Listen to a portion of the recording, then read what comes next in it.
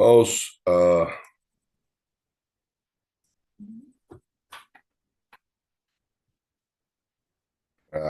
quem não me conhece, meu nome é Kleber, parece ter dois alunos novos na sala, nosso irmão João e um outro irmão que está escrito aí Matávio, mas eu não sei, pelo menos eu não lembro dele na outra aula. Eu não sei como que é o nome do irmão, está aí um M, um A, um T, um A e um V.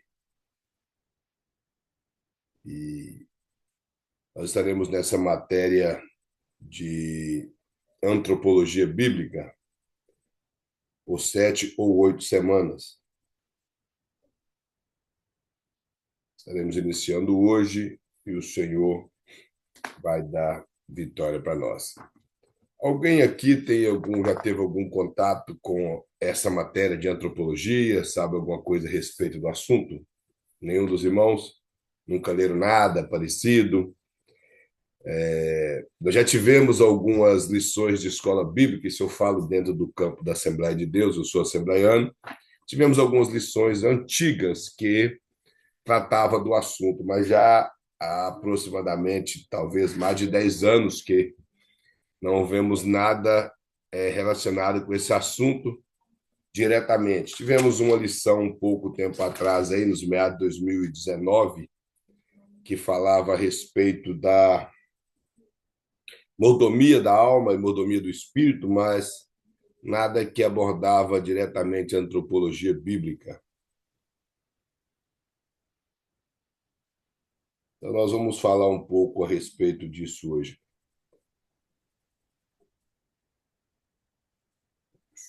Só anotando os nomes aqui, irmãos, porque o pastor não me mandou a lista. Sempre ele manda o PDF, eu imprimo a lista, mas ele não mandou.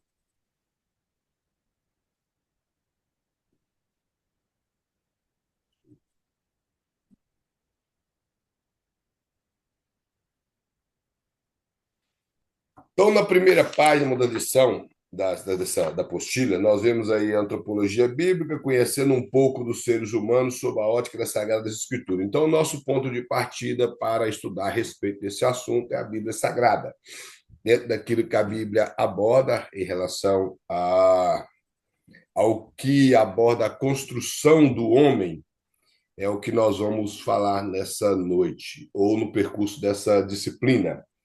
Na outra página, se você observar, você vai ver aí, tá aí ano 2021, Antropologia Bíblica, possivelmente a data que o pastor ele pode ter ampliado mais essa apostila, porque eu creio que já existia antes. E tá aí uma foto de um homem como se ele fosse feito na areia. Então, mostrando a nossa origem, mostrando a origem do homem. E sendo assim, não temos nada do que nos orgulhar, a não ser entender que há um ser bem acima de nós que governa todas as coisas. Eu costumo dizer, esse povo que gosta de falar, olha para o seu irmão e balança o seu irmão, sacode o seu irmão na igreja, eu costumo dizer, não sacode muito, muito não, porque dele só vai sair poeira, não sai mais nada, porque ele é pó, então não tem nada mais para sair, a não ser isso. Mas a outra página, irmãos, aí, na página, me parece que é de número 6, o pastor traz um gráfico a respeito da maneira que tanto a apostila vai apresentar, como a maior crença em relação à divisão que a teologia faz a respeito do homem, o homem aqui no sentido geral. Ele mostra aí que o homem é dividido dentro de uma maneira tríplice, ou seja, em três partes, que é espírito, alma e corpo, conforme está em 1 Tessalonicenses capítulo 5, versículo 23, que ele começa, o interessante, que começa do interior. Nós sempre temos o hábito de citar como é corpo, alma e espírito, mas dentro da Bíblia começa daquilo que é espiritual, do interior, espírito, alma e corpo, que é aquele versículo que fala que nós devemos nos guardar irrepreensível para a vinda do Senhor, todo o nosso espírito, alma e corpo. E outro versículo que corrobora com a tricotomia é de Hebreus 4, versículo 12, que é aquela passagem também bem conhecida, que diz que a palavra de Deus é viva e eficaz, mais penetrando do que qualquer espada de dois gumes, penetra até a divisão da alma e do espírito, entre juntas e medulas. Então, mostra também uma tricotomia, alma e espírito, junto e medula, está falando de corpo. Então, esse é o intuito do pastor, nos mostrando esse gráfico. Se os irmãos observar, ele faz aí uma divisão, mostrando o espírito como homem espiritual, a alma trazendo relação do homem natural e o corpo é o que designa o homem carnal. E ele até mostra aí, através dessa divisão, três desenhos de homem e mostra que o maior deles é o homem espiritual. É a parte que nós temos que nos liga a Deus. Ele até coloca aí dentro do grego a palavra pneuma, que quer dizer vento, quer dizer sopro, e é a mesma palavra utilizada quando se relaciona ao Espírito Santo, porém o contexto vai nos fazer entender quando está falando do Espírito do homem e quando está falando do Espírito de Deus. Tem a palavra psique, ou psique, como está aí a transliteração do grego, que é alma, de onde vem a palavra nossa de psique, e a palavra soma, que quer dizer corpo.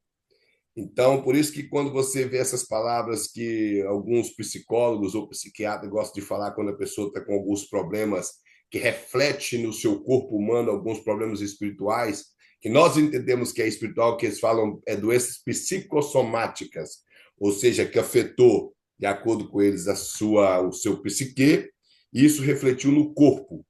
Então, quando nós utilizamos o termo a carne, que as pessoas gostam de falar que a carne operou em vez de ser o espírito, isso não está falando do corpo, está falando da nossa depravação total.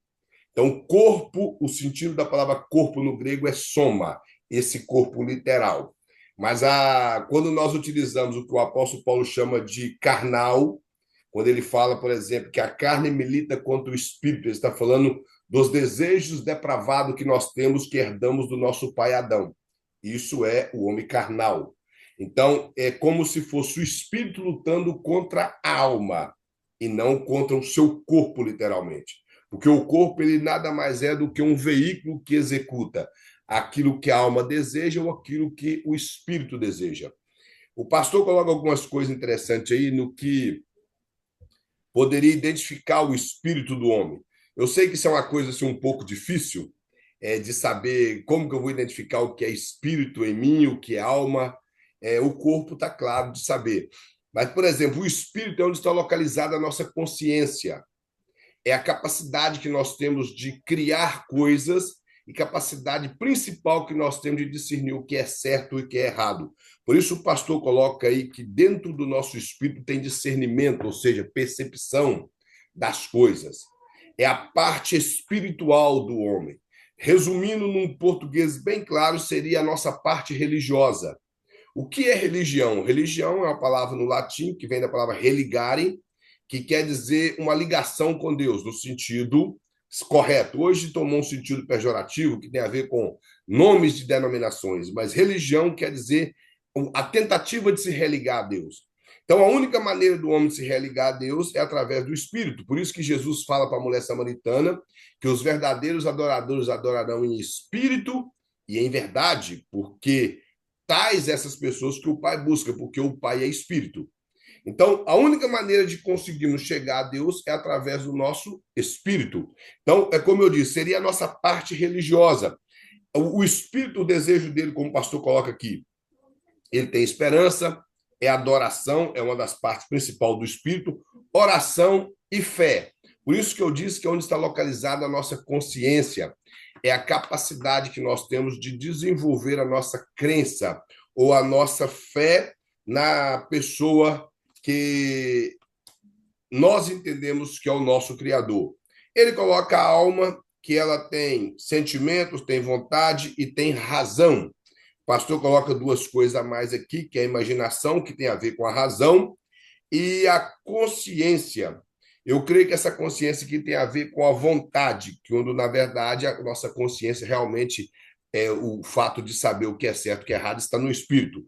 Mas o que o pastor quer mostrar é que devido o homem ter sentimentos, vontade e razão, é o que leva ele muitas vezes a pecar, devido à sua vontade, o seu desejo, o sentimento que aflora na vida dele e, acima de tudo, a razão, o intelecto, leva o homem a cometer pecados. Se você observar no capítulo 3 de Gênesis, quando a serpente ela tenta o primeiro casal, ela leva Eva a entender que aquele fruto que ela sempre passou por ele, viu aquele fruto, ela entendeu que ele era normal como os demais.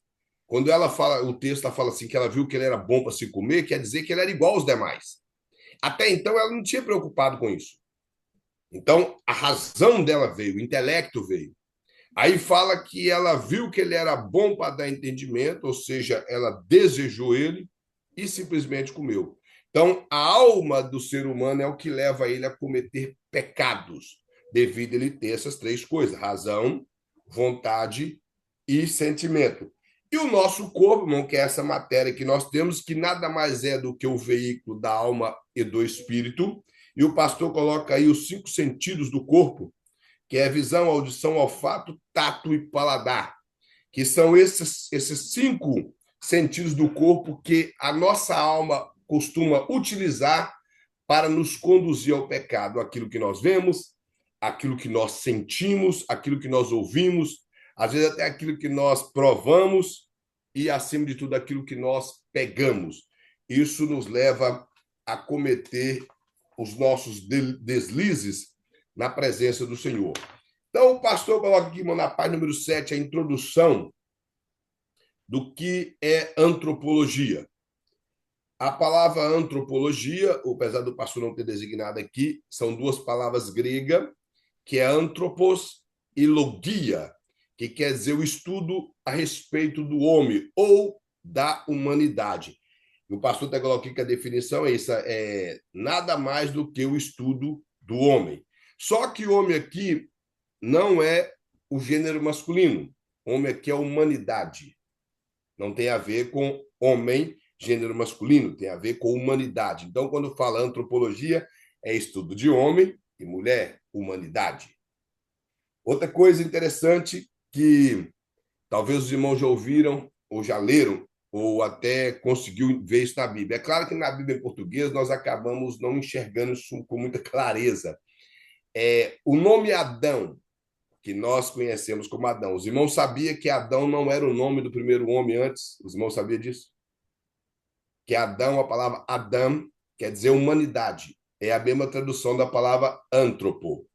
Então, Adão era humanidade. O nome Adão ficou nele depois do pecado. E se os irmãos observar, Eva também só recebeu o nome depois do pecado. Os irmãos observou isso na Bíblia? Que Eva não se chamava Eva antes do pecado, o que dá a entender que eles eram seres humanos, não tinham nomes próprios. Depois do pecado, Eva passou a ser chamada Eva por ser mãe dos seres viventes, e Adão, que é terra vermelha, passou a ser o nome de Adão, que nós conhecemos como Adão. Então, a palavra antropo, que tem a ver com humanidade, que a palavra para homem no grego é andros. Andros quer dizer homem, no sentido de gênero. E a palavra para mulher seria guné, que quer dizer mulher no gênero também. Então, não tem a ver com a palavra antropo. Então, quando nós falamos estudo da antropologia, o estudo do homem é do ser humano, em geral. Aí o pastor coloca aqui que a antropologia bíblica ela se difere da antropologia científica. Então, nós não comparamos e tiramos os argumentos teológicos da antropologia científica. Porque se você for conversar com qualquer psicólogo, principalmente esses que têm seus viés na filosofia platônica, eles acreditam que o homem ele é espírito barra alma, que alma e espírito é a mesma coisa, e corpo. E que o espírito do homem não tem a ver da maneira que nós entendemos tanto da teologia. Que o espírito do homem é uma parte perfeita no homem, dentro da teologia, da filosofia platônica. E por ser perfeita, o corpo ele não altera em nada no espírito. Já nós entendemos que o espírito é a parte que nos liga a Deus, dentro da teologia bíblica. A nossa alma é a parte que nos leva a conectar com o mundo.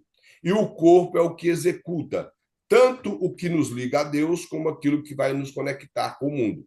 Então, é assim que nós entendemos na teologia. O pastor coloca aqui algumas coisas interessantes. Ele falou: ó, fundamento encontra-se exclusivamente na revelação especial de Deus ao homem.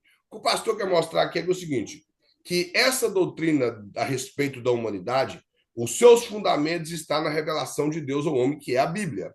Então, aqui está fundamentado essa doutrina, nas Escrituras Sagradas. Ele fala que a abordagem feita a partir da visão bíblica do homem e não como propõe a antropologia científica do homem pelo homem.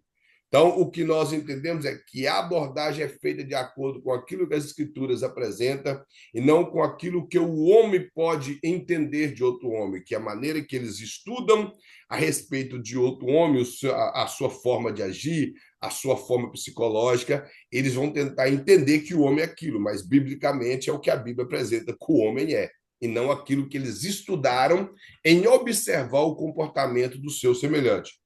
E o pastor coloca que o propósito desse estudo é demonstrar a postura privilegiada do homem em relação às demais criaturas, bem como sua atual deficiência moral diante de Deus. Ou seja, quando nós estudamos a antropologia, nós entendemos que nós somos a criação perfeita de Deus. Pelo menos era para ser. E vemos o nosso privilégio em relação às demais criaturas. E, ao mesmo tempo, entendemos que com a queda de Adão, que é da onde nós temos o nosso tronco, é onde saiu nós somos descendentes de Adão, nós entendemos que nós caímos com Adão. E dentro da matéria da antropologia bíblica, nós entendemos que a nossa imagem em Deus, ela foi corrompida, ela foi afetada pelo pecado do nosso primeiro pai, ou nossos primeiros pais, e Cristo conquistou isso para nós. Então, a antropologia bíblica, ela sempre trabalha junto com a matéria da hamartiologia, ou seja, a doutrina do pecado, que elas estão unidas para mostrar que o homem ele caiu em seu pai Adão, por isso ele depende da graça de Deus para ele reconstruir essa imagem que Deus havia posto no primeiro homem. O pastor coloca duas frases interessantes que fala assim, ó, a antropologia teológica ocupa-se unicamente com o que a Bíblia diz a respeito do homem e da revelação em que ele está e deve estar diante de Deus, ou estar com Deus. Outra coisa que coloca a antropologia bíblica confina-se à palavra de Deus e à corroboração que a experiência humana pode dar testemunho que confirma a verdade revelada. Ou seja, a antropologia teológica ela se ocupa unicamente naquilo que a Bíblia apresenta. Não o que é especulação para nós não tem importância. Podemos ouvir, podemos estudar, podemos até agradar de algumas especulações, mas se ela não tem base nas escrituras, que é a regra de fé que eu creio de todos que estão aqui por estar estudando teologia, então o nosso ponto de partida é as escrituras. E o pastor coloca que ela ocupa-se unicamente com aquilo que a Bíblia fala. Se a Bíblia calou em determinados assuntos, nós não vamos seguir adiante. Temos que entender que onde a Bíblia não tem voz, nós não precisamos ter ouvido. Então, só ouvimos aquilo que a Bíblia fala. Tem coisas na Bíblia que pode ficar um pouco difícil, mas com um pouco mais de interesse de aprender, nós chegaremos a uma boa interpretação das Escrituras. Então, o pastor mostra isso, que o nosso intuito principal aqui é ensinar a respeito daquilo que a Bíblia fala e não daquilo que nós pensamos ou outras pessoas pensam, e sim a respeito do que as Escrituras, sendo o nosso ponto de partida, vai apresentar a respeito do que é o homem. A outra página, página número 8, o pastor coloca a origem do homem.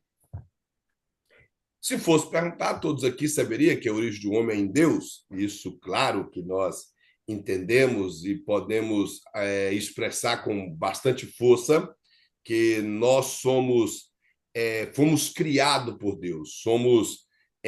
Como o apóstolo Paulo fala, que nós somos feitura de Deus. Quando Deus fez o homem, ele fez o homem. A palavra feitura ali quer dizer poema. É como se Deus tivesse composto um poema perfeito, que seria o homem. E Paulo, na sua carta aos Efésios, ele está falando a respeito disso, que ele mostra o homem sendo reconciliado com Deus. No capítulo 1, ele mostra que Cristo quebrou uma barreira de separação, ele veio, salvou um povo, ele predestinou esse povo para ser santo, porque ele fez desse povo feitura sua, ou seja, fez um poema perfeito. Então, nós entendemos que o homem ele é criado por Deus, mas às vezes nós não sabemos defender isso dentro da base da escritura, e principalmente com argumentos teológicos que possa vir debater os pensamentos filosóficos e pensamentos da psicologia dos dias atuais. Então, o pastor coloca aqui, ó, por certo, não existe pergunta com maior abordagem de discussão do que esta. De onde veio o homem? Então, sempre nós ouvimos a respeito disso, como que o homem veio existir. Eu não sei se alguém aqui já teve algum contato com o espiritismo kardecista. Essa é uma pergunta que eles sempre fazem e dão respostas, claro, resposta com viés filosóficos e científicos, mas sem um respaldo bíblico. E principalmente no pensamento de como o homem veio existir, o que nós entendemos nos primeiros capítulos da Bíblia, os espíritas kardecistas acreditam que aquela passagem é alegórico. Ela é uma alegoria, não é uma passagem verdadeira, não é uma história verídica, e sim uma história alegórica para poder representar como a humanidade veio existir. Mas nós entendemos que ela é literal, que foi como aconteceu, a maneira que Deus mostrou para Moisés, bem resumido, mas foi o que Deus determinou e a maneira que ele fez. Mas nós entendemos que há muitas perguntas e sempre há respostas diferentes da Bíblia em relação de como o homem veio existir, qual a origem do homem. E, além dessas respostas, surge até determinadas doutrinas em relação a como o homem veio existir. Isso é perguntas dentro do campo teológico, como também dentro da própria escola. O pastor coloca, historicamente, o homem, como ser intelectual, vem buscando resposta para essa pergunta. Quanto mais o homem estuda, ele mais distante da resposta correta ele fica, porque ele está buscando resposta no lugar errado. E depois do período do iluminismo, no século XVIII e XIX da nossa era, que o conhecimento parece ter crescido bastante depois da Renascença, do Iluminismo, veio o liberalismo teológico e levou um grande grupo de pessoas a não acreditar na criação. Isso eu estou falando de cristãos. Não acreditar na criação da maneira que a Bíblia apresenta. E isso virou discussões em escola. Hoje nós temos muitas faculdades que professores que outrora eram cristãos e abraçou o liberalismo teológico e eles não acreditam mais que o ponto de partida da existência do homem é Deus. Então, esse é um grande problema. E nossos filhos estudam nessas faculdades. Então, se nós não aprendemos e preparar os nossos filhos, teremos alguns problemas no futuro. Nós temos chegado a uma época, não sei se é de conhecimento dos irmãos, que muitos filhos de crente que vão com uma boa faculdade, chegam lá e encontram com esses professores que são amantes da teologia liberal, e eles acabam ensinando que o homem ele não é uma obra direta da mão de Deus. Ele é um processo evolutivo, ou até mesmo que ele tem, como hoje eles chegaram à conclusão, que o homem ele tem, juntamente com o macaco ou com os demais seres da evolução, eles tiveram o mesmo local que eles evoluíram, tanto o homem como o macaco. Não que o homem simplesmente veio do macaco, mas eles têm um descendente comum. Antigamente, eles acreditavam que o homem evoluiu, de seres evoluiu até no macaco, e do macaco evoluiu para o homem. Hoje, eles acreditam que tanto um quanto o outro tem um ancestral em comum. E nós sabemos que não. porque um ancestral em comum de um macaco com homem teria que ser uma outra espécie de macaco ou de homem. E nós sabemos que não há essa evolução. Nós sabemos que o que deu origem, tanto na vida do homem como de todos os animais, foi Deus. Porém, não é descendente comum, porque nós não somos descendentes de Deus, nós somos criação de Deus. Então, às vezes, uma pessoa vai ouvir isso na faculdade e vai achar que é interessante, mas quando você coloca de acordo com a Bíblia, você vê que não, porque nós não somos descendentes de Deus, nós somos criaturas ou criação de Deus. E por essa criação, nós somos filhos por adoção. Então, o pastor vai mostrar aqui sobre a evolução ateísta. Ele fala que a palavra indica um processo crescente de desenvolvimento. Mas, quando é aplicada ao homem, tem o seu significado muito mais expressivo, pois envolve sua origem. Assim, a evolução teísta preocupa-se em responder à pergunta em pauta, demonstrando apenas um processo natural do que tange a origem da primeira substância como o desenvolvimento desta. Ele vai colocar no outro parágrafo. Não se pode negar ao certo que mudanças ocorrem através dos tempos. Entretanto, para os evolucionistas, essa mudança inclui geração da nova espécie. Aí mais no final ele coloca assim, essa ótica dispensa a ideia de Deus ou da sua atividade. Como eu falei, eles acreditam que os dois têm um ancestral em comum, mas que não houve uma atividade divina que construiu, como nós vemos pela Bíblia, um suposto boneco do pó da terra e ali lhe soprou nas narinas o espírito e ele tornou-se alma vivente. Então eles negam isso. Na faculdade até parece bonito, mas quando você vai basear, como eu falei, dentro das escrituras, eles estão negando uma atividade direta de Deus. E nós entendemos pela Bíblia que o homem, ele é um projeto divino e não algo de evolução. Mas embaixo ele fala assim: isso pode ser demonstrado pela palavra do próprio Charles Darwin, pai de muitos dos pensamentos dessa corrente. Ele fala, ó, não darei absolutamente nada pela teoria da relação natural, se ela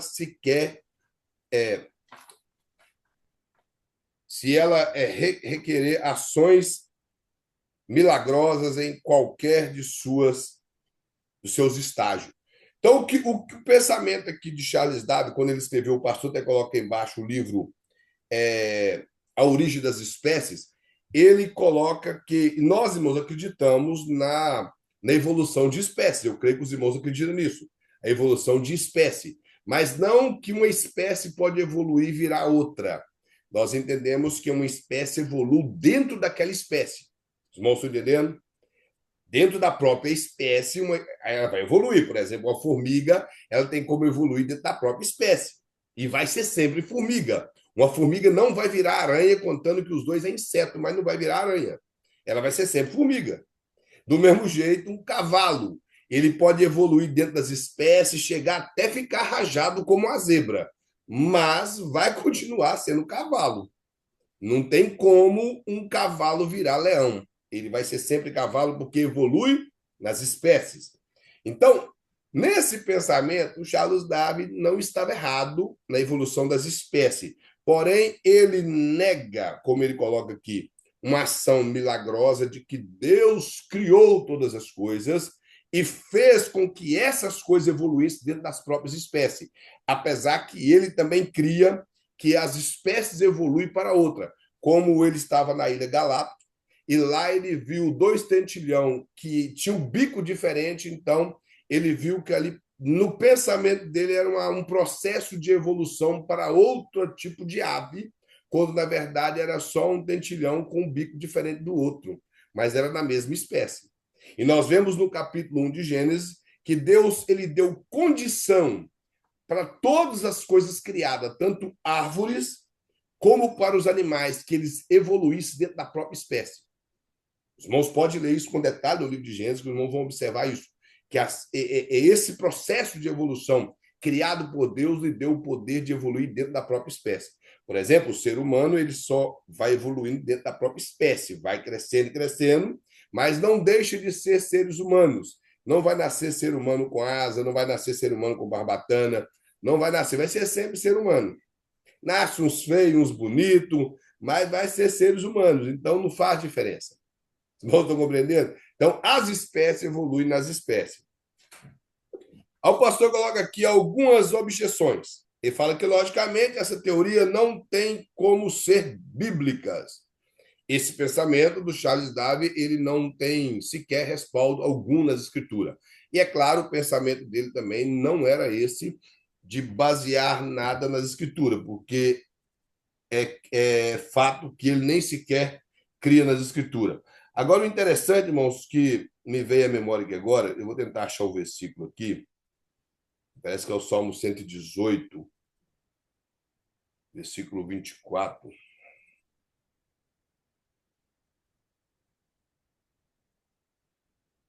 Deixa eu só achar o versículo aqui.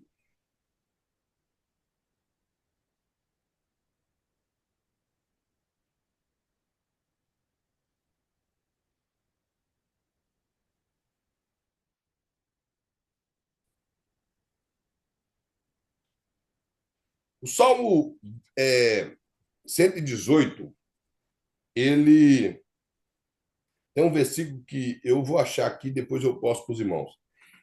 Ele fala que ele está falando diretamente dos animais, que Deus criou muitas espécies de animais e elas são maravilhosas demais. O Salmo 118. Ele fala isso que ela são muitas classificações que Deus criou, o salmista fala.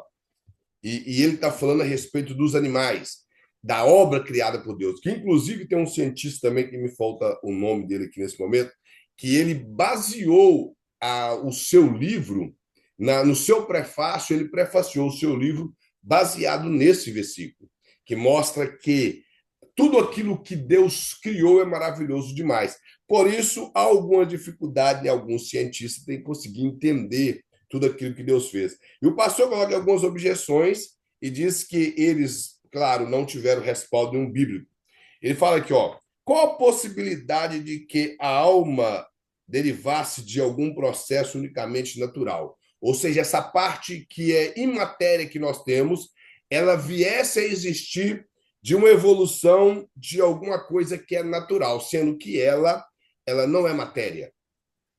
Os irmãos estão compreendendo? Então, há uma própria contradição dentro do pensamento filosófico desse povo. Outra coisa que ele coloca é que quem poderia ter dado início ao primeiro movimento que se desencadeou outro? Ou seja, como iria se dar alguma coisa que se originou do que daquilo que ainda, como se diz, se não existia, como que se originou algo? Os irmãos estão compreendendo? O pastor quer colocar isso. Ó. Quem poderia ter dado início ao primeiro movimento que desencadeou os outros? Ou seja, como se originou o que deu origem à espécie? Como que isso aconteceu? Então fica muito vago o pensamento da origem das espécies, porque como que originou então se nada existia? E uma vez, eu estudando na escola em Ipatinga, e o professor explicando dentro dessa matéria, ele falou que ele estava falando da criação, que as pessoas que negam a criação, e uma pessoa na sala de aula, ele questionando que a criação ela é processo do Big Bang, ela é uma evolução, é algo de evolutivo. Aí o pastor não discutiu com ele e que o professor, isso era uma escola secular, e o professor era pastor. Então, o professor, no outro dia, chegou na sala de aula mais cedo e ele criou uma maquete do sistema solar e colocou tudo bonitinho, tudo pintado, com os anéis, tudo direitinho, colocou lá. E aquele aluno com outros, quando viu aquilo ali, perguntou quem tinha feito, que era tudo muito bonito, tudo muito perfeito. E ele disse que não, ninguém fez, que aquilo aconteceu e foi se organizando e chegou lá. Aí ele disse, mas isso é impossível.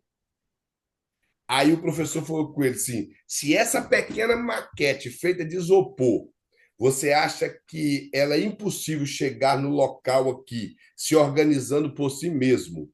Então, como que você acredita que todo esse universo que nós temos, ele se organizou simplesmente por uma grande explosão? Então, seria mais fácil acreditar que todo esse universo se organizou por isso do que uma pequena maquete de isopor?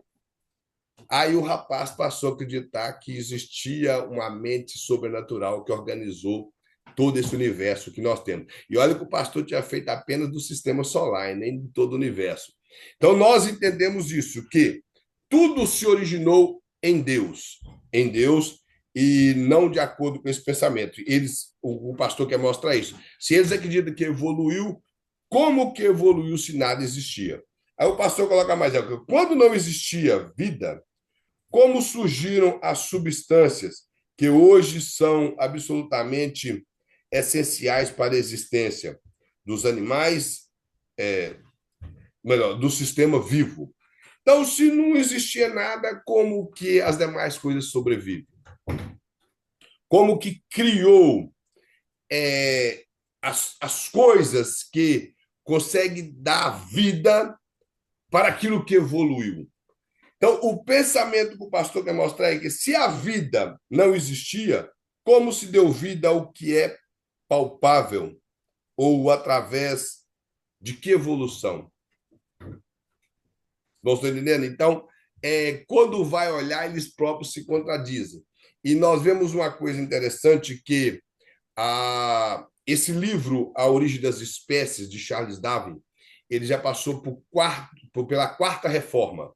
Então, sempre que a ciência descobria algo que era contraditório ao pensamento deles, eles faziam uma reforma no livro e acrescentavam algo. Com a descoberta do DNA, ele simplesmente parou de fazer reforma no livro, porque não há possibilidade de tentar negar diante do DNA que o ser humano não veio de espécies diferentes. Por exemplo, eu vim de uma espécie igual eu, que é meu pai e minha mãe. Eu não surgi de outras coisas. E tampouco Adão surgiu de um, sei lá o quê, que, sei lá, um peixe saiu da água, virou um jacaré, começou a ter perna, andou, dali virou outra espécie de bicho, e foi indo até virar um macaco, e do macaco mais à frente nas evoluções chegou a ser um ser humano. Sem contar que a própria ciência. Eu até comprei um livro hoje para minha esposa que ela pretende fazer o doutorado dela nessa área da ciência e a religião. E o nome do livro é Fomos Planejado. Eu até aconselharia os irmãos a comprar esse livro, um livro muito bom do Marcus Eberly, que é um cristão, físico e também cientista, um cara muito inteligente. E ele escreveu esse livro baseado no design inteligente daquele italiano que o sobrenome é Fibonacci. Então, ele é um livro muito bom. E ele explica que essas supostas evoluções que o homem poderia passar por ela para chegar ao que ele é hoje, dentro das descobertas do que é o mundo, a composição do nosso planeta ou do sistema, ou de todas as galáxias, ela passaria por muitos bilhões de anos para o homem chegar ao que ele é hoje.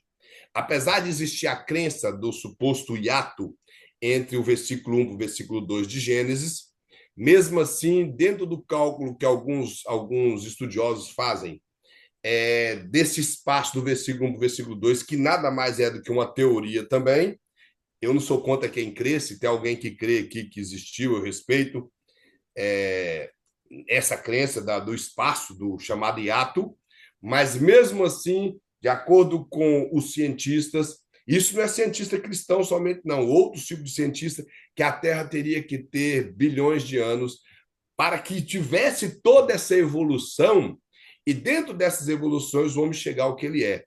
Sem contar que, ao encontrar determinado tipo de gases e supostos outras moléculas no espaço, eles mostram que elas não são tão antigas como o suposto cientista que defende que a Terra tem bilhões de anos. Eles chegam até a calcular a quantidade correta de bilhões. Digamos que diriam que são 3 bilhões, 350 milhões e 400 sei o quê, dias e horas. Eu não sei como que eles conseguem fazer isso. E chega nessa ideia. Então, nós, irmãos, acreditamos que a Terra ela foi criada por Deus e todos os seres que nela habitam é criação de Deus. Mas o que eu estou dizendo é que, cientificamente, eles não conseguem provar nada. Mas tudo isso que parece ser muito bonito, as pessoas compram muito fácil. As pessoas compram muito fácil. Por exemplo, quando saiu o livro do Charles Darwin, A Origem das Espécies, isso foi uma coisa extraordinária. Todo mundo queria ler, e principalmente esse pensamento do iluminismo, que as pessoas queriam negar a fé verdadeiramente, eles compraram isso com muita facilidade. E se nós não tivéssemos bons teólogos que se levantaram na Europa e bateram ou refutaram a teologia liberal juntamente com o iluminismo, hoje nós teríamos pessoas céticas na casa do Senhor e acreditaríamos que o homem ele é uma evolução dentro de algumas espécies, não alguém criado por uma mente sobrenatural que é Deus. O pastor coloca mais aqui, a evolução teísta. Quando eu disse para os irmãos em relação das faculdades, esse ponto aqui, irmãos, é um ponto muito perigoso, porque ele vem enfeitado, ele parece ser verdade. E hoje nós temos muitos cristãos que são adeptos da evolução teísta.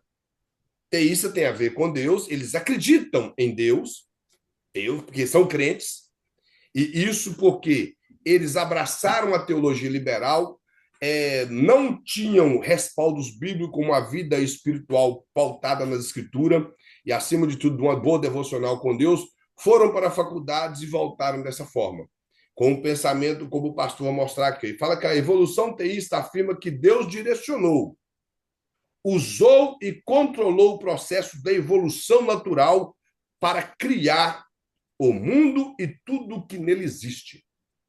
A ideia presente nessa ideologia nada mais é do que a tentativa de incluir em apenas um raciocínio ambas respostas, o evolucionismo e o criacionismo. Ou seja, Deus criou através da evolução. Aí, se nós não pesarmos com as escrituras, nós vamos acabar achando que é bonito a linha de pensamento do tal professor liberal e vamos abraçar isso, como muitos hoje abraçaram. Eu não sei se na sua igreja tem, mas nós temos pessoas hoje que se julgam. O que é o que o povo se julga intelectual hoje? Negar a existência de Deus e ser amante de uma ciência sem respaldo escriturístico. Então, eles se julgam ser intelectuais. Hoje, boa parte das pessoas se julgam ser inteligentes por negar Deus. Eles, mesmo que eles sabem que Deus existe, mas eles acham que isso é bonito, que é ser inteligente e fala que Deus não existe. E esse tipo de pensamento em acreditar que Deus criou através da evolução, ele contradiz as escrituras. Os irmãos estão compreendendo? E como diz, Deus, ele criou todas as coisas, de acordo com a Bíblia, ele concedeu a tudo aquilo que ele criou a se reproduzir. Por exemplo, se os irmãos observar quando Deus criou as árvores, todas as coisas que Deus criou na terra, eu não sei se os irmãos observou, fala assim, e Deus o abençoou.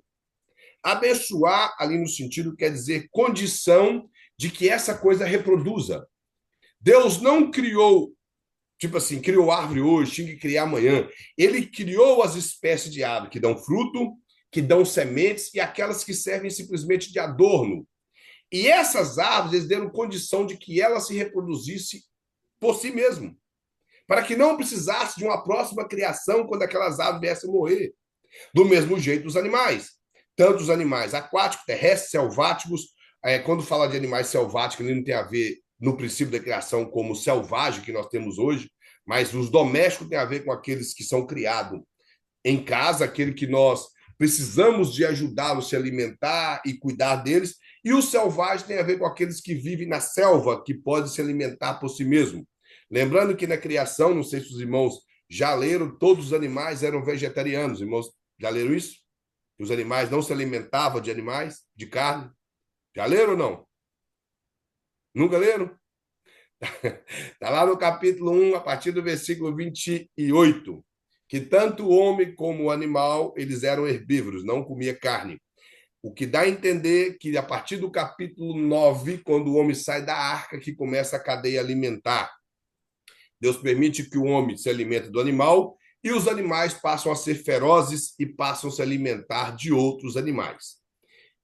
Como diz, a cadeia do mais forte. O mais forte alimenta do mais fraco. Assim surgiu depois do dilúvio. Mas até antes, o que a Bíblia nos dá a entender é que eles eram herbívoros.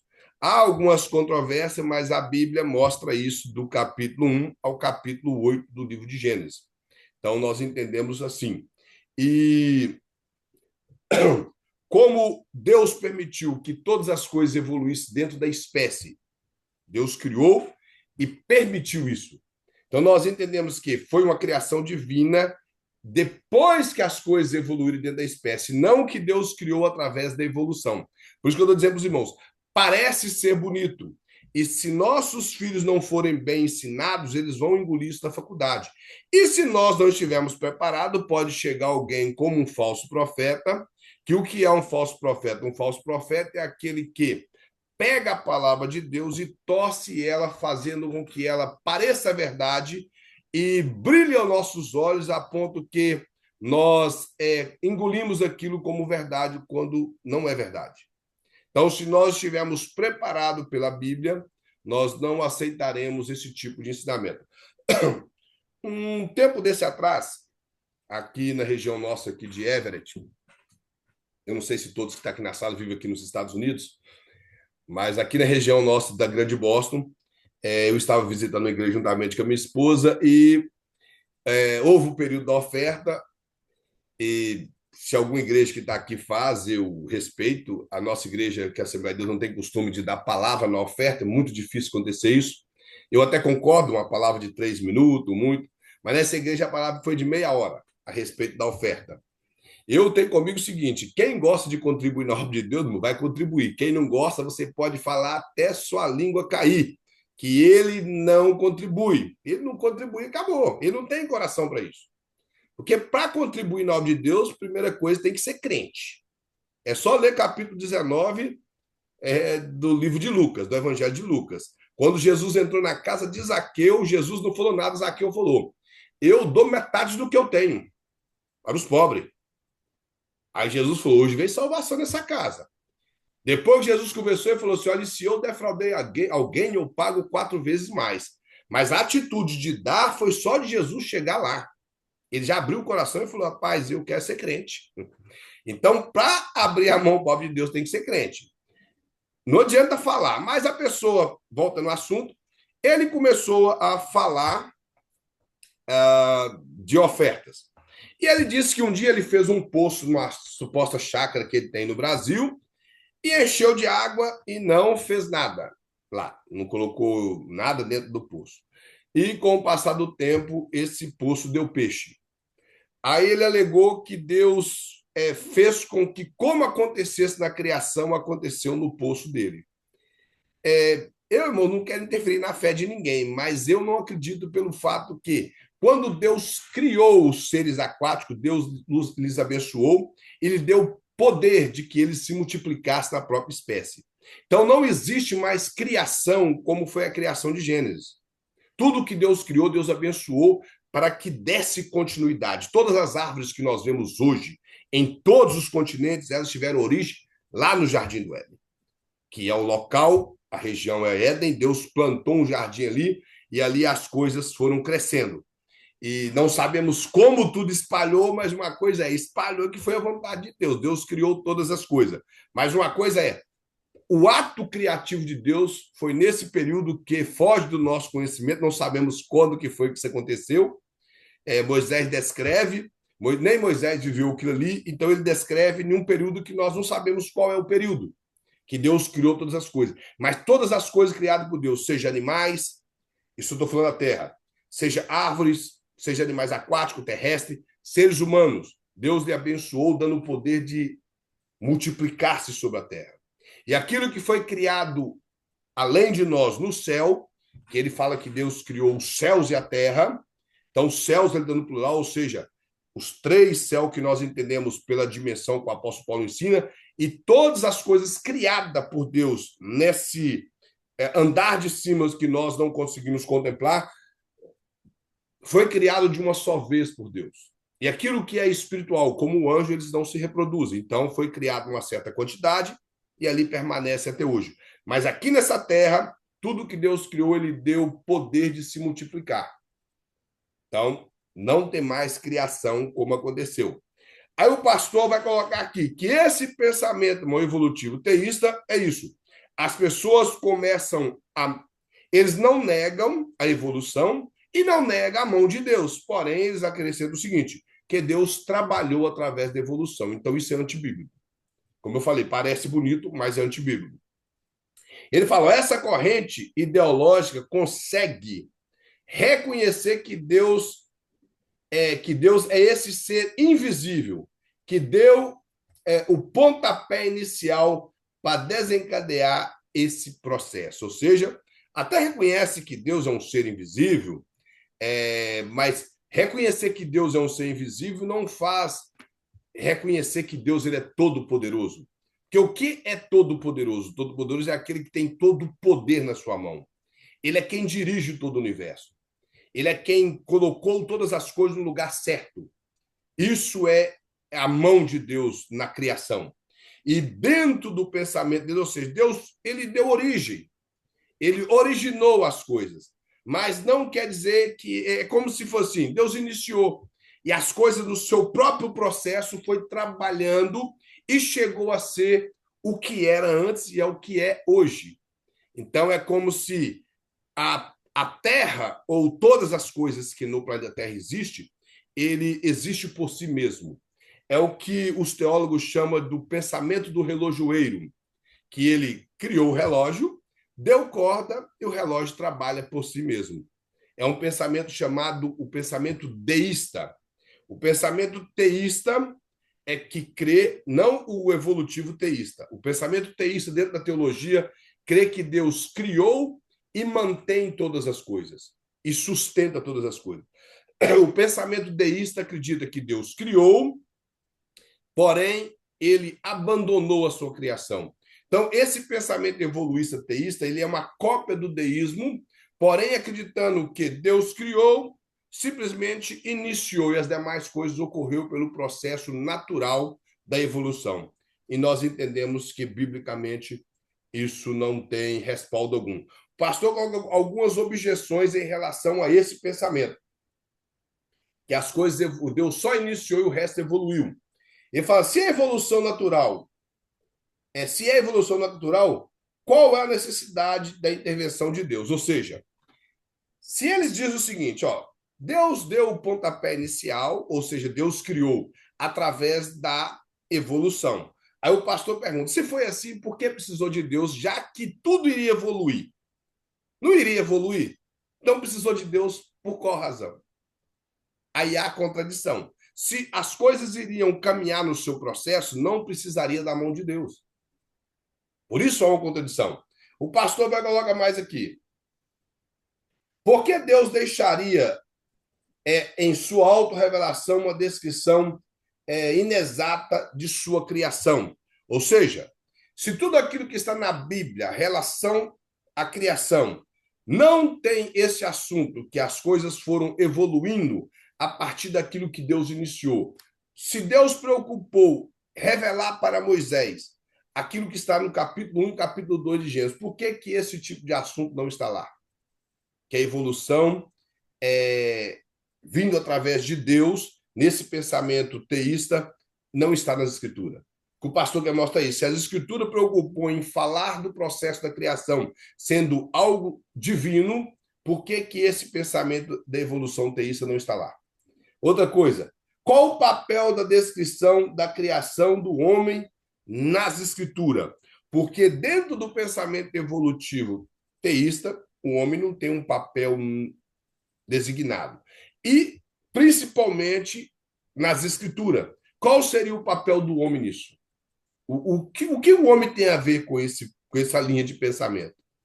Outra coisa que coloca, Deus seria incapaz de criar o mundo ex nihilo, aqui é uma palavra em latim que quer dizer criar do nada. Ex nihilo é isso, criar do nada, que é a tradução do primeiro versículo da Bíblia que fala Bereshit bara, que quer dizer criar do nada. Então o pastor quer mostrar o seguinte: se houve uma evolução dentro de uma iniciativa de Deus, então onde estaria a capacidade de Deus criar tudo do nada, como a Bíblia apresenta? Que tudo que existe, existe porque Deus deu ordem a existir. E tudo que nós vemos, Deus criou do nada. Ou seja, se os irmãos observar Gênesis 1, vai mostrar que todas as coisas existentes foi criada do nada. Deus não precisou de matéria alguma para criar o mundo de cima e o mundo de baixo que nós habitamos. E através dessa criação, ele deu ordem para que ela pudesse produzir dentro da própria criação. Mas tudo foi criado do nada primeiro. Então, o que o pastor quer mostrar é, se houve esse pensamento da evolução teísta, então Deus não criou do nada como a Bíblia mostra. Por qual razão que ele criaria do nada? E apesar que, de acordo com o pensamento evolutivo, as coisas ocorreram através de dois átomos que se chocaram, causou uma grande explosão, e essa explosão, que eu não sei como a explosão constrói, ela sempre destrói, mas ela foi construindo e construindo moléculas e moléculas até chegar ao planeta que nós temos, de toda essa evolução, como eu já falei, que ocorreria um processo de bilhões de anos. Mas aí o pastor vai entrar aqui sobre a criação. Ele mostra que a criação é a resposta encontrada nas escrituras para a pergunta em pauta, ou seja, de onde veio o homem. E, por certo, é a mais correta dentre as anunciadas. Então, o pastor quer mostrar aqui que dentro desses pensamentos filosóficos e acadêmicos, a Bíblia é a única que tem a resposta mais convincente, e nós, como cristãos, cremos nisso, que nos ajuda a compreender como que o homem veio existir e como que todas as coisas veio a existir, apesar que o assunto aqui é antropologia bíblica. Então ele fala, o que se pode descrever em poucas palavras sobre o homem na criação é que Deus o criou primeiro a partir do pó da terra e com o seu sopro de vida.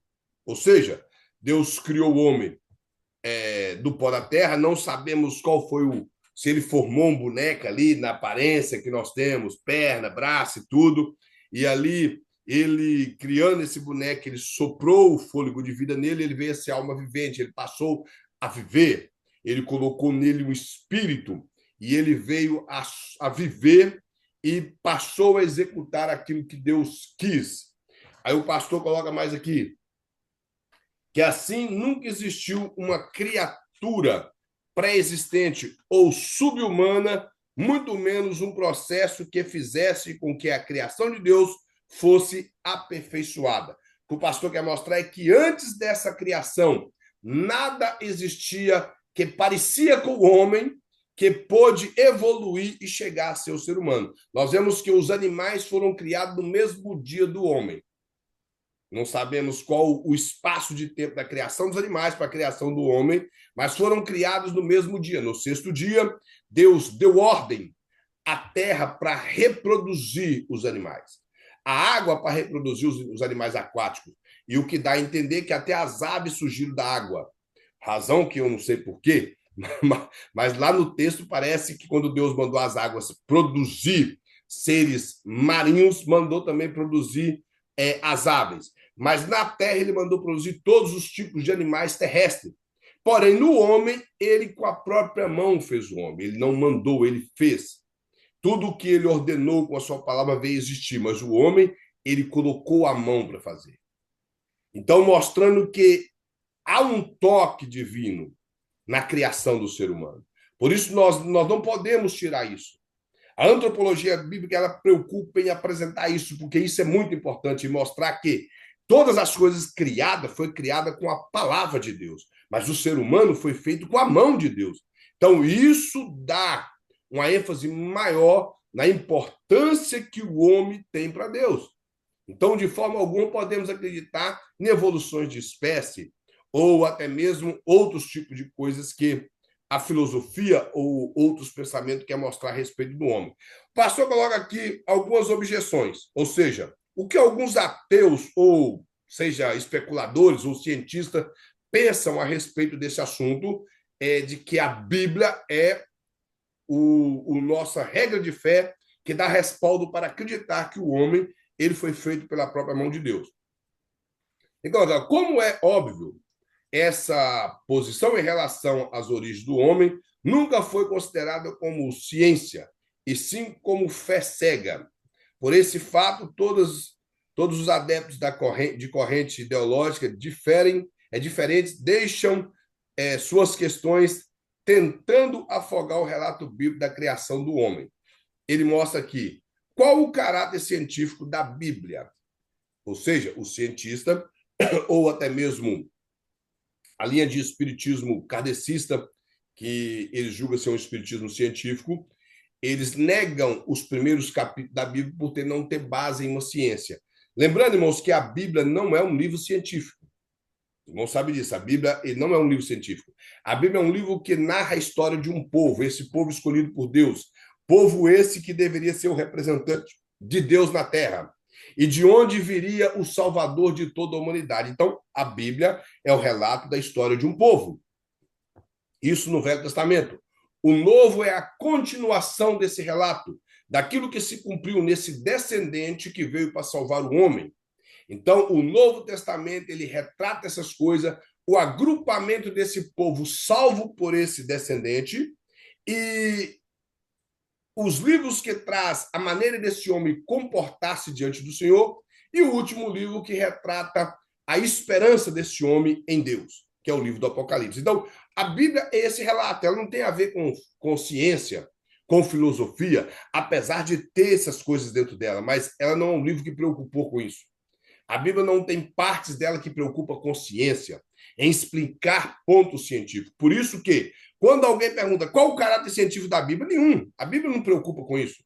A Bíblia não teve preocupações científicas, nem filosóficas, nem outros tipos. A Bíblia ela é um livro de caráter espiritual, de relacionamento do homem para com Deus. Ela é um livro que traz um caminho para o homem conhecer o seu Criador e entregar-se a ele e aprender a viver como é a vontade de Deus. E não com as questões científicas, que para nós não alterariam a nossa vida espiritual.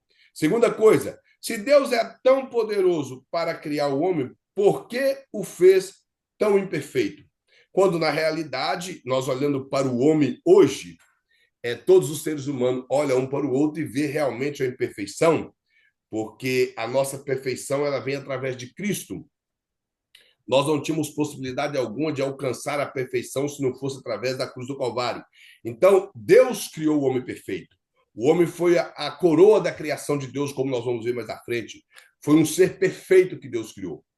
Porém, o homem desobedeceu a Deus e se tornou o que ele é, pela sua desobediência. A desobediência do homem fez com que ele abraçasse o que era errado. Então, esse pensamento científico que se Deus é tão poderoso porque ele criou o homem perfeito, não, Deus criou o homem perfeito. O homem se tornou imperfeito. O homem, pela sua desobediência, as suas vontades, ele se tornou imperfeito e hoje não é diferente. Por que as pessoas eles se degladeiam entre si? Porque é a imperfeição que o homem tem e ele preocupa simplesmente consigo. Aquele desejo de poder, aquele desejo de estar acima de tudo, como aconteceu com o primeiro casal. Aquele desejo de ser independente. Então, esse é o problema do ser humano. Mas Deus criou ele perfeito. O homem tinha tudo que era de maravilhoso. Ele tinha uma comunhão perfeita com Deus. Possivelmente, Adão é o único ser humano que viu Deus como Deus é. E depois que ele pecou, nunca mais ele viu Deus como Deus é. Talvez ele até tinha uma certa comunhão de ouvir a voz de Deus, mas já não via mais Deus como Deus era. Mas Adão possivelmente é o único ser humano que viu Deus como Deus é. Então Deus criou ele perfeito, que a nossa imperfeição ela não nos dá condição de ver a glória do Deus eterno.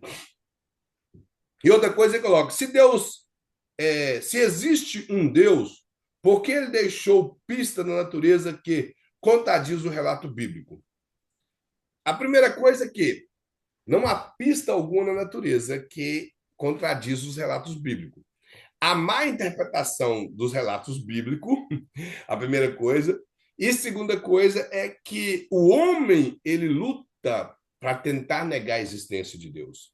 E não que há relatos bíblicos. E alguns relatos que eles podem alegar por exemplo, que parece contradizer a ciência, é o relato do Sol ter parado, o relato de Isaías ter orado e o relógio de Acás ele voltar 10 graus. Então, esse tipo de coisa que eles acham que são contraditórios, por exemplo, na lei de Moisés, quando fala das aves que deve ser ou não consumida como alimento, aí as que negam que o homem não pode consumir, está lá o morcego. Aí eles alegam que o morcego não é ave, que o morcego é um mamífero. Agora vamos lá. Na época de Moisés, existia essa classificação que o morcego é um mamífero? Não. Primeira coisa. Isso aí é coisa de 200 anos para cá. E, na verdade, o texto original está escrito lá assim: aqueles que voam. Ave foi João Ferreira de Almeida que colocou para ficar mais fácil para nós entendermos. Ele traduziu direto para aves, porque os primeiros leitores entenderiam, os leitores portugueses. Então, depois na Europa, eles tentaram criar esse problema, porque a Bíblia em inglês também veio da mesma forma, mas no hebraico original está aqueles que voam. E como eu já disse, irmão, quem classificou o morcego como mamífero foi um povo de 200 anos para cá, na taxonomia que nós temos. Do mesmo jeito, que a baleia é um mamífero. Ela deixou de ser peixe porque ela mama? A baleia deixou de ser peixe, irmão? Eu acredito que não. Então, são esses tipos de coisa que a ciência quer dizer que a Bíblia se contradiz. Mas a Bíblia em nada se contradiz nisso. A Bíblia foi escrita num período que esse tipo de taxonomia não existia. Essas classificações científicas não existiam. E tampouco Moisés estava preocupado com isso, porque como que era a classificação que Moisés sempre faz na Bíblia? Animais domésticos, animais que rastejam e animais selvagens. É assim que Moisés classifica os animais na Bíblia. Essa era a taxonomia, a classe de animais da época, não do jeito que nós temos hoje. Então, a ciência de hoje, com as suas classificações de coisas, querem determinar uma contradição na Bíblia, tentando contrariar a existência de um dilúvio, quando existe até outros relatos não bíblicos a respeito do dilúvio. Alguns relatos fantasiosos, mas, porém, esses relatos eles mostram a existência de uma inundação na Terra. Então, não há nada que comprova que há uma contradição na Bíblia. E alguns versículos com má interpretação. Mas uma das coisas que nos chama a atenção em relação à Bíblia é que a própria Bíblia em si, ela mostra que as coisas criadas, elas revelam a grandeza de Deus e revela a glória de Deus. Por exemplo, se você abrir a sua Bíblia em Jó, capítulo 26, versículo 13 e 14, lá fala assim que Deus ornou os céus e criou a terra. E também criou a serpente roscadiça. Serpente roscadiça está falando do universo. E ele vai falar assim, em tudo isso não passa da orla dos seus vestidos. Ou seja, Deus permitiu que o homem chegasse ao conhecimento de toda a grandeza do universo. E o livro de Jó vai mostra que toda essa grandeza do universo é tão minúscula diante do Deus que criou tudo. Aí você vai em Romanos capítulo 1, versículo 20 e 21, quando o apóstolo Paulo está mostrando que o homem ele entrou em uma depravação tão grande de ser dominado pelo pecado, que Deus permitiu ele viver assim, que ele trocou a glória do Criador pela criatura. Ele vai falar que todas as coisas criadas, seja visíveis e invisíveis, essas coisas foram criadas para a glória de Deus. E mesmo assim, o homem rejeitou a glória de Deus. E por isso ele é indesculpável diante do Senhor. Mas ele mostra pelas escrituras que todas as coisas glorificam o nome de Deus. E acima de tudo, o Salmo 19, do versículo 1 ao versículo 6, que fala que a natureza, sem expressar palavras, ela declara a glória de Deus. Fala que um dia, após ele terminar e o outro começar, declara que foi Deus que deu ordem para isso. E fala que toda a natureza que envolve esse dia, vento e todas as coisas, elas glorificam o nome do Senhor.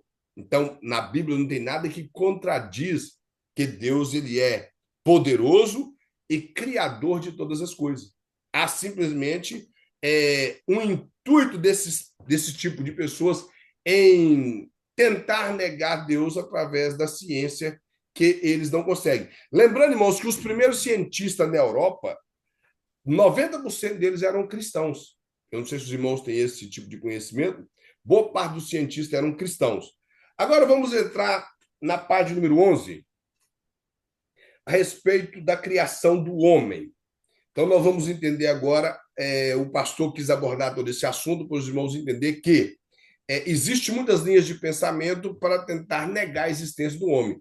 E, acima de tudo, esse pensamento que o homem ele é um processo de evolução. Mas a antropologia bíblica vai mostrar que é algo diferente. Então, o pastor mostra aqui, ó, a criação do homem. Fala que o homem ele é criado por Deus. Primeira coisa que o pastor já mostra todos esses versículos bíblicos aí que dá respaldo para debater com a ciência que o homem ele é uma obra-prima das mãos de Deus. Deus criou o homem.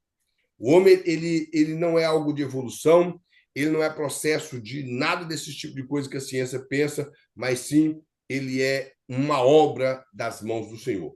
Ele coloca que somente Deus seria capaz o suficiente e razoável para explicar a complexidade da vida humana. Ou seja, tudo que o homem é dentro do seu espírito, alma e corpo, de todas as coisas que funcionam dentro de nós, somente Deus poderia entender isso. A maneira que ele criou o ser humano, todas as coisas que ele colocou no ser humano, que trabalha de maneira organizada para que nós possamos movimentar a nossa vida. É algo que a própria ciência entende isso hoje.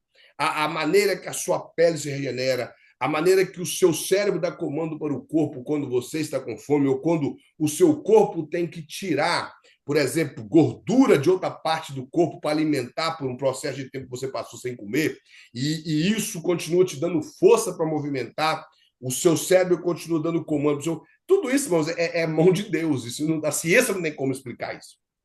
E principalmente os desejos de nossa alma, que é a parte espiritual, que a maneira que nós agimos, as nossas emoções, a nossa maneira psicológica, e isso é algo complexo para o ser humano. Muito que a pessoa pode ir no psicólogo e bater, debater, contar a história dele. O psicólogo só vai te ter como mais um doido, nada mais do que isso. Enquanto, às vezes, não tem nada a ver com doideira, às vezes tem a ver com cansaço ou um problema espiritual, mas o problema espiritual num escritório de um psicólogo não resolve. Quando os irmãos vão estudar no bacharel sobre a psicologia pastoral ou a psicologia bíblica, os irmãos vão ver que em todos os escritórios de psicólogo não se resolve problemas espirituais. Mas Deus entende. Deus, ele entende isso aí. Hoje eles querem dar resposta de outra maneira, mas Deus ele consegue entender a complexidade do ser humano, seja ela dentro do nosso corpo físico, nossa parte imaterial. Ele mostra a criação, cá no segundo parágrafo. Ele fala assim: ó, a criação é o relato em dois textos distintos em Gênesis. Esses dois textos aqui em Gênesis, que está no capítulo 1 de Gênesis, versículo 26 e 27, e é em Gênesis 2, capítulo 2, versículo 7, 21 a 23, o versículo 7 fala da criação do homem, o 21 da criação da mulher. Esse texto tem feito muitas pessoas criar doutrinas erradas. Inclusive, eu já vi uma pessoa dizer que tem duas criações. O pastor até aborda isso aqui, que Gênesis 1 fala de uma criação e Gênesis 2 fala de outra. Há alguém até que fala que há contradição, que Deus criou no capítulo 1 de Gênesis e depois criou no capítulo 2. E há até quem crê que a mulher do capítulo 1 de Gênesis, que lá fala Deus criou o homem, macho e fêmea, e a imagem de Deus o criou, e depois no capítulo 2, que Deus tirou a costela do homem. Os irmãos aqui já ouviram falar do conto de Lilith? Quantos aqui já ouviram? Faz assim com a mão. Então, por exemplo, nosso irmão João ouviu, nosso irmão William, os irmãos estão cientes que eles acreditam que Lilith foi a primeira mulher de Adão, baseado nesse versículo como a interpretação. Ao dizer que Lilith foi criada no capítulo 1, junto com Adão, do pó da terra, no mesmo dia, no mesmo momento, e Eva essa mulher que recebeu o nome de Eva foi criada no capítulo 2 depois de talvez, não sabemos quantos milhares ou mil anos, alguns anos, ela foi criada devido a um processo de um desentendimento de Adão com Lilith, porque ela queria, no momento do ato sexual, ela estar por cima e ele não aceitou. O homem perdeu a mulher por causa disso, ele tem que ser muito ruim, muito bobo. Então, aí ela revoltou, foi para uma certa região, ali ela encontrou-se com um anjo caído chamado Samael, e ela coabitou com ele, teve alguns filhos que eram demônios, e também essa própria mulher teve relação sexual com Caim, da onde saíram aqueles gigantes. Isso tudo é um folclore, irmãos, dentro do chamado alfabeto de Benziri. É um conto babilônico que acabou entrando no Talmud como um conto folclórico, não que os judeus acreditavam. E então há essa linha de pensamento dentro desse texto. Mas O evangelista. sim, Evangelista mesmo, né, pastor? sim, Ou sim, pastor. Não faz sentido, não, porque a queda só vem no Gênesis 3, só no entendeu? Gênesis 3. Então não faz sentido isso aí.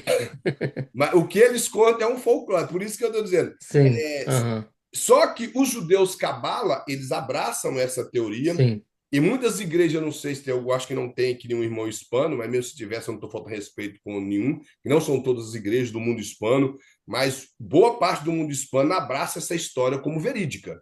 É verdade. Os hispanos são muito místicos e eles Uhum. abraçam como verídico. E essa história ela foi reavivada no século VII depois de Cristo e ela tem tomado uma força ultimamente aí, tem uns 3, 4 anos que ela vem tentando ser reavivada no meio do povo, principalmente no meio das feministas, em acreditar que elas têm direito e tal e coisa, que todo mundo tem direito mesmo, não tem nada contra isso.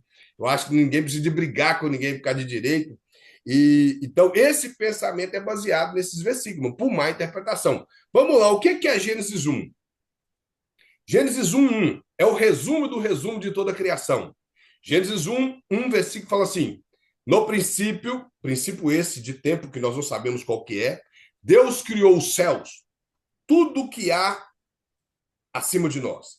Primeiro céu que nós entendemos ser o céu atmosférico, de onde temos nuvem, temos chuva, todos os tipos de chuva, onde os pássaros voam, aonde somos abençoados por Deus com tudo que produz na terra através da chuva. Então, tudo isso. Temos o segundo céu, o espaço sideral, de acordo com os pensamentos até bíblicos, é onde se localiza alguns demônios, ou onde está o universo. Há quem crê que eles localizam ali, há quem crê que não. Sabemos que os demônios não vivem no inferno como muitos creem, que o inferno é a morada do diabo, que o diabo senta num trono lá, que o diabo está lá com um tridente na mão e tal e coisa. O diabo do inferno não é morada do diabo. O inferno que a Bíblia apresenta, que é chamado de Hades, ele pode estar designando sepultura, o lugar onde guarda o corpo do morto, ou um local de tormento onde guarda a alma dos ímpios. Isso é o Hades. Então, o lago de fogo, que é o destino do diabo e dos seus anjos e dos crentes, das pessoas que negaram a Deus, que não abraçaram a cruz de Cristo, é o lago de fogo. Então, não tem a ver com o inferno, que surge da palavra em latim. Então, os demônios estariam nessa possibilidade do segundo céu, ou alguns crê que estaria em uma extremidade do terceiro céu, que o terceiro céu, de acordo com eles, são muito complexos e tem mais 4 compartimentos, mas a Bíblia em si cala a respeito disso. Então, o que subentende é primeiro céu, segundo céu e terceiro céu, é onde está os anjos e tudo aquilo que é espiritual que Deus criou. Isso foge do nosso conhecimento, mas uma coisa é, Deus criou os céus e criou a terra. Esse é o resumo de tudo. O versículo 2, de acordo com o pensamento de alguns teólogos, houve um espaço, esse espaço chamado de ato, e tem aqueles que crê que o versículo 1 mostra que Deus criou tudo, o versículo 2 a seguir mostra como tudo foi criado. Então, do versículo 2 a seguir, vai mostrando como a criação aconteceu. Então, o capítulo 1 de Gênesis é um resumo da criação. Vai mostrando o que aconteceu no primeiro dia, no segundo, terceiro, quarto, quinto, sexto. E o capítulo 2 relata que no sétimo dia Deus descansou da obra da criação. No capítulo 2, Deus vai mostrar como ocorreu o processo da criação do homem e da mulher. Então, Gênesis 1, 27 mostra um resumo da criação. Gênesis 2 mostra como aconteceu. É só isso, não tem dificuldade hermenêutica no texto. Então, as pessoas tentam pôr dificuldade, mas o texto em si está muito claro. Se os irmãos observar, por exemplo, capítulo 1, versículo 26, a Bíblia fala: e façamos o homem a nossa imagem conforme a nossa semelhança. A palavra homem ali, que é a palavra Adam, conforme a nossa imagem, conforme a nossa semelhança. Ou seja, façamos a humanidade, os seres humanos, a nossa imagem conforme a nossa semelhança. E Deus criou o homem do pó da terra e tal, no capítulo 2.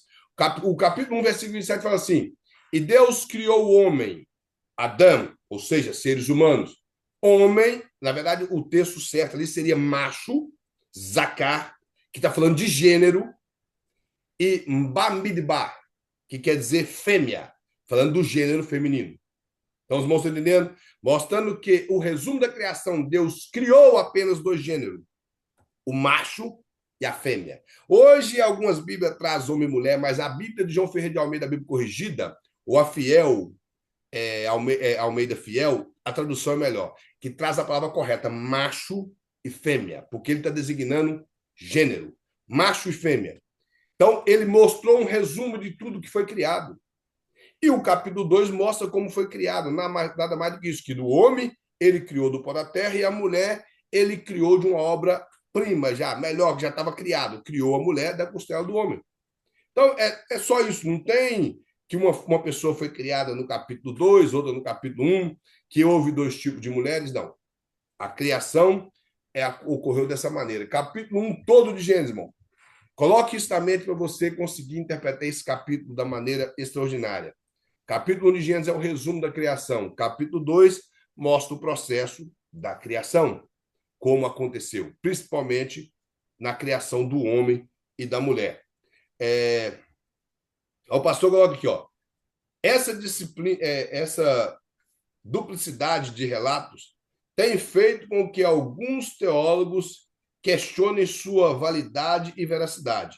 Alguns afirmam que existem certas contradições entre os relatos, ou até que existem duas fontes na qual o autor deve ter pesquisado. Ou seja, que Moisés pesquisou em dois relatos diferentes para poder escrever o livro de Gênesis. Eu acredito que o livro de Gênesis, irmãos, como Moisés não viveu Gênesis, ele construiu o primeiro livro de Gênesis numa. Quando eu falo construir, eu quero que os irmãos entendam que não é uma construção humana, e sim a organização do livro. É nesse sentido que eu estou dizendo. O gênero literário do livro. Moisés ele construiu o livro de Gênesis, primeiramente inspirado pelo Espírito Santo. Lembrando que Moisés passava boa parte da sua vida dentro de uma tenda onde uma tocha de fogo estava ali constantemente. Então, ele viu coisas. Parece que o livro de Gênesis, o capítulo 1, por exemplo, parece que ele viu aquilo ali. Deus abriu alguma coisa, como diz o povo que gostava de pregar sobre o Apocalipse e o juízo final, que Deus abriu um telão e ele viu como as coisas foram encaixando. Parece que isso. Mas também Moisés, ele estudou no Egito, lá tinha muitos relatos da criação, de muitos pensadores, e acima de tudo, os antigos tinham o cuidado de guardar, através de uma transmissão verbal, como as coisas vêm acontecer, como a história desenvolveu. Possivelmente, Adão, que tinha uma comunhão com Deus, veio a conhecer como tudo aconteceu com a sua vida com Deus, ele passou para Sete, Sete para Enos, Enos para os seus descendentes, chegou a Noé. Quando a família de Noé se bifurcou entre seus três filhos, ele preocupou em guardar através da semente de Sete, como a história era verdadeira, de Sete a Abraão e até chegar a Moisés. E Moisés colocou em um livro bem resumido para que hoje nós tivéssemos em mão aquilo que está nas Escrituras. Então, nós entendemos que aconteceu num processo de revelação direta de Deus e também numa revelação verbal. Isso faz com que o livro de Gênesis seja mais confiável. Mas nada veio através de duas fontes. A primeira fonte realmente foi divina, e nada de duas fontes aqui na Terra, escriturística, sim. Eu creio que ele pegou de transmissão verbal, mas, acima de tudo, a revelação direta de Deus. Então, o relato da criação é esse, irmão. Deus, ele criou o homem do pó da terra, ele soprou no homem na sua narina o fôlego de vida, ele tornou-se homem vivente, logo depois ele criou a mulher. Existe uma linha de pensamento judaico que um dia eu ouvi um rabino falando, talvez você vai ver isso algum dia, ou ouvir, ele diz que Deus criou o homem meio-dia e meio. Eu não sei como ele calculou isso. E a mulher às 3:30 da tarde. E quando deu 6 horas, eles pecaram. Eu pensei, que vida mais miserável é essa? O camarada é criado meio-dia, a mulher às 3:30 e 6 horas eles pecam. Eles tiveram 2 horas e meia de vida de boa com Deus e 6 horas eles pecaram. Então, irmãos, nós não sabemos o espaço de tempo que Deus, ao criar Adão, houve até ele criar Eva. A Bíblia cala nisso. Só que uma coisa que nós inferimos pela própria Escritura, que diz que antes de Deus criar Eva, Deus trouxe todos os animais até Adão para que ele desse nome a todos os animais. Os irmãos já leram isso na Bíblia. Então, sabemos que não existia naquela época toda a espécie de animal que existe hoje, mas eu creio que era um número muito grande para que ele pudesse dar nome. Então, não aconteceria até 3 horas da tarde. Então, possivelmente, Adão viveu um período de tempo sem a mulher, até que ele teve a mulher. E eu também não acredito que Deus fez a mulher para ele hoje e ele já pecou amanhã. Também seria uma vida muito ruim. Porque parecia, então, que sua mulher só veio para fazer o homem pecar, não. Então, eu acredito, isso dizendo eu, que houve um espaço de tempo que nós não podemos determinar a quantidade, mas eles viveram um tempo até antes do pecado. Isso dá a entender na Bíblia. Porque não foi um processo assim, Deus criou e logo depois a mulher já foi pecando, como existe alguns que defendem essa linha. Porque se a criação de Deus, irmão, foi perfeita, mas com o direito de escolha, claro, mas perfeita e muito inteligente, o homem ele era inteligente, porque ele pôs o nome em todos os animais. Ele reconheceu todo o ambiente que ele vivia, sem nunca ter estado lá. Deus criou e após ele acordar daquele despertar, quando Deus sopra o fôlego de vida e ele levanta, parece que aquele local já era ambientado por ele. E Deus já o coloca para trabalhar. Agora me explica uma coisa: se ele não fosse tão inteligente, como que ele saberia o que é trabalhar? Ele já tinha que regar o jardim, ele tinha que cuidar das plantas. Então, tudo isso mostra a inteligência do homem, a capacidade que ele tinha de percepção das coisas. A sua inteligência, nós não podemos afirmar, mas talvez chegava a 100%. Os irmãos já viram aquele filme Lucy, com aquela atriz Scarlett Johansson, que ela vai traficar umas espécies de comprimido e alguém bate nela, aquilo estoura dentro dela, que era uma espécie de C4, e aquilo faz com que ela vai ficando inteligente e ela consegue voltar no tempo. E o ator que é Morgan Freeman, que ele é um estudioso dessas coisas, ele alegava que o homem, quando ele conseguisse usar 28% da sua inteligência, ele alcançava muitas coisas. E lá no filme, que é claro que eu não vi no filme, o filme é questão científica, ela tem capacidade, por ter alcançado esse 100%, de dominar coisas, dominar tempo, dominar espaço, viajar. Eu não acredito que Adão fazia isso, claro que não. Mas eu acredito que a capacidade que ele tinha de intelecto era muito alta. E que os seus descendentes não perderam como nós somos hoje, foi perdendo na escala. Que, por exemplo, tenta imaginar comigo, como que os descendentes de Caim chegaram à capacidade de trabalhar com o mineral para criar ferro, de manusear matérias-primas para criar instrumentos de ferro cortantes naquela época. Os irmãos conseguem imaginar se não fosse porque ele ainda seguia naquela linha de inteligência que herdou do seu pai Adão e que ainda a permanência da sabedoria de Deus ainda estava sobre o ser humano, da maneira que ele foi criado e ele foi perdendo com o tempo. Então ele era muito inteligente. Os descendentes de Caim conseguiam manusear esses elementos da terra e criar aço, coisa que hoje é fácil, você pegar o magnésio, outras coisas e colocar ali e fazer com que um fogo vai aquecer aquilo e vai fazer o guzo, e você coloca ali, vai lá com o medidor e vê se a temperatura está de acordo. Pode ser um aço bom, mas naquela época, como que ele chegou a essa conclusão se não fosse pela inteligência divina que ainda permanecia no homem? Então, o homem, o primeiro homem, ele era muito inteligente. Eu, particularmente, creio nisso. E por ser tão inteligente, eu não acredito que esse processo de queda veio tão rápido assim.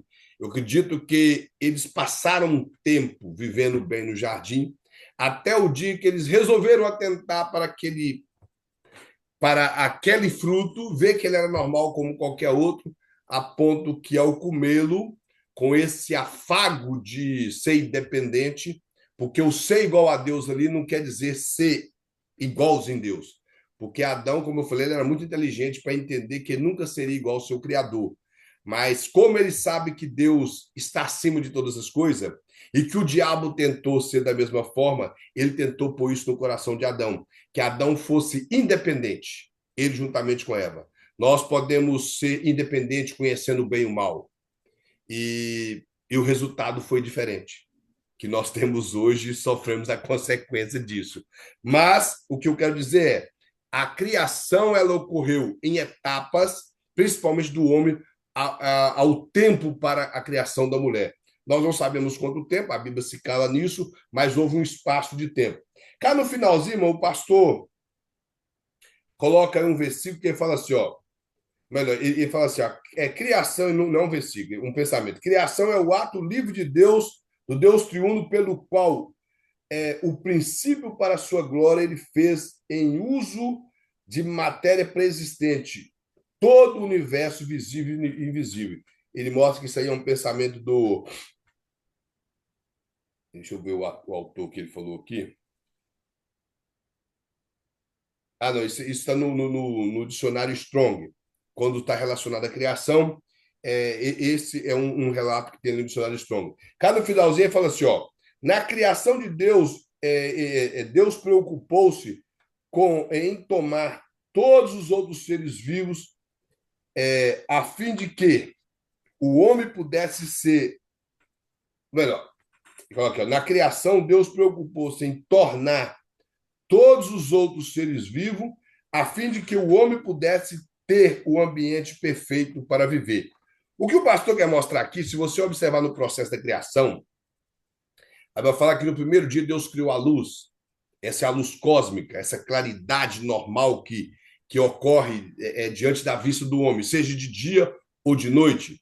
Depois Deus fez separação entre água de cima e água de baixo, ou seja, criou um firmamento. Lá no firmamento colocou as águas de cima, que é a nuvem, separou para as águas de baixo, que são os oceanos.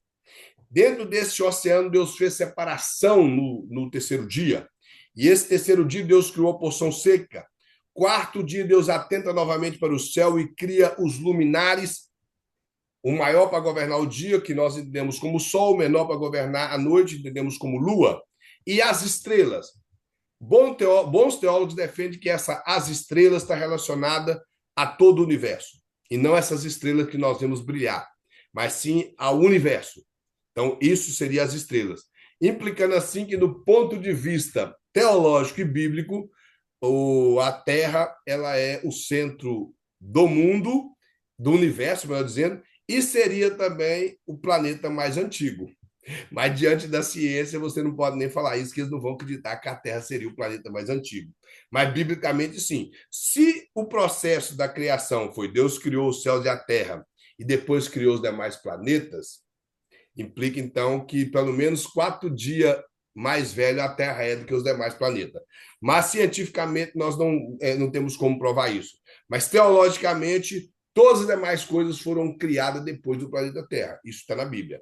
O muito que possa até acreditar que houve um espaço de tempo do versículo 2, mas a Terra ainda seria a mais antiga. E outra coisa que o pastor mostra aqui é que Deus criando e fazendo essas coisas, colocando luz, separando água, separando o céu, mandando a terra produzir coisas, criando animais para ornar a terra, ele estava preparando o ambiente para receber o ser humano. Como alguns costumam dizer, a obra-prima da criação dele. Deus criou tudo isso que fez esse ambiente com a atmosfera correta, com a capacidade solar correta, a capacidade de frio, chuvas e tudo corretamente para receber o ser humano. Então, ou seja, nada fugiu do eixo que Deus colocou. Tudo foi criado perfeitamente para a espera. Alguns chegam até a exagerar, falar da estrela do momento, que seria a criação do ser humano. Então, Deus preparou todo o ambiente para depois colocar o homem. Deus não podia ter criado o homem primeiro, dentro desse planeta, e com o passar do tempo, para depois criar todas as coisas. Deus criou tudo, tudo primeiro, ou seja, preparou todo o ambiente para depois colocar o homem. Ele falou, ou seja, tudo que era essencial para a existência do homem já havia sido criado por Deus. Como eu falei, tudo que ele precisasse, Deus criou primeiro, depois criou o homem e colocou no jardim do Éden. Lembrando que jardim era o local que Deus plantou numa região chamada Éden. Não que o nome do jardim fosse Éden, a região chamava Éden. E tudo que Deus, irmãos, criou, preparando o local para colocar o homem, era mostrando a grandeza de Deus para com esse homem, para que ele fosse sempre grato. Quando ele observasse tudo que Deus criou, e após ouvir a voz de Deus, em que ele dominasse todas essas coisas, ele entenderia que ele era um servo de Deus, que tudo aquilo que Deus criou, Deus colocou na mão dele para ele cuidar. Então, esse era o propósito do homem na terra. Ele estaria provendo de acordo com a criação que Deus colocou nas mãos dele. E o homem falhou nisso. O homem falhou nisso aí. Então, para nós terminarmos, vamos ficar por aqui. Na próxima, nós continuamos a respeito do assunto da antropologia, estaremos sobre o homem foi criado diretamente por Deus, a maneira que Deus, que a Bíblia vai apresentar como foi criado. Então, na criação é isso, todas as coisas foram criadas e postas sobre o domínio do homem. O homem, ele é o equilíbrio da criação de Deus. Se você observar, Deus fez, nos 6 dias, Deus fez uma coisa de cima e uma de baixo.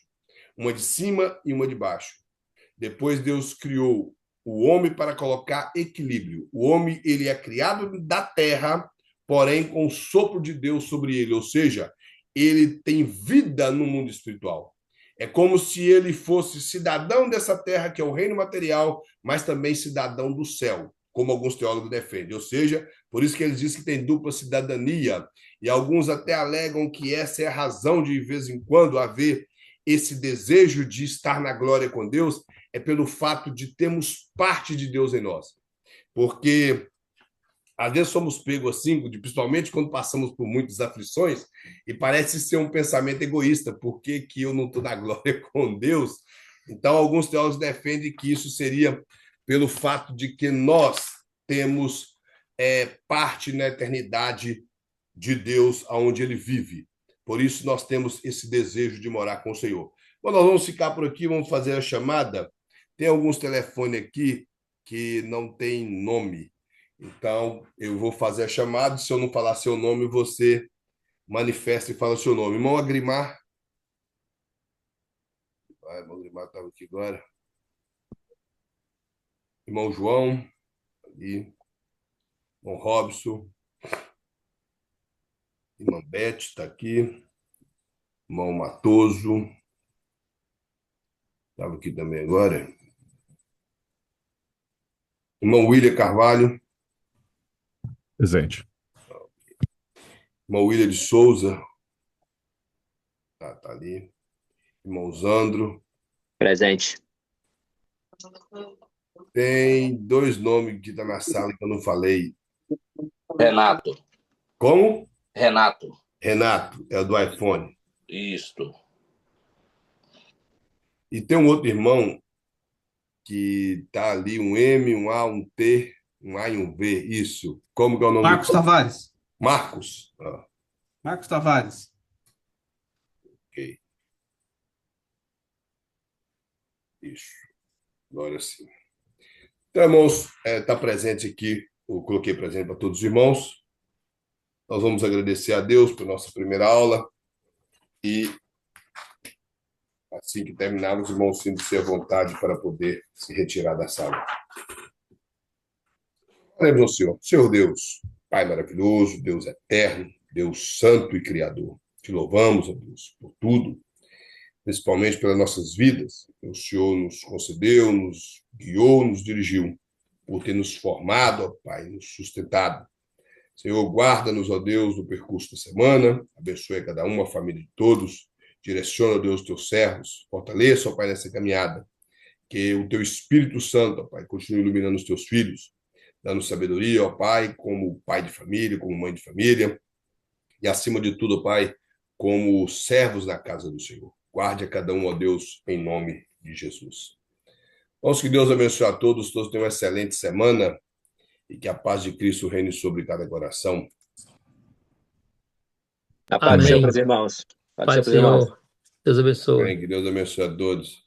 Obrigado, evangelista Kleber. Jesus continua te abençoando. Amém, meus amigos.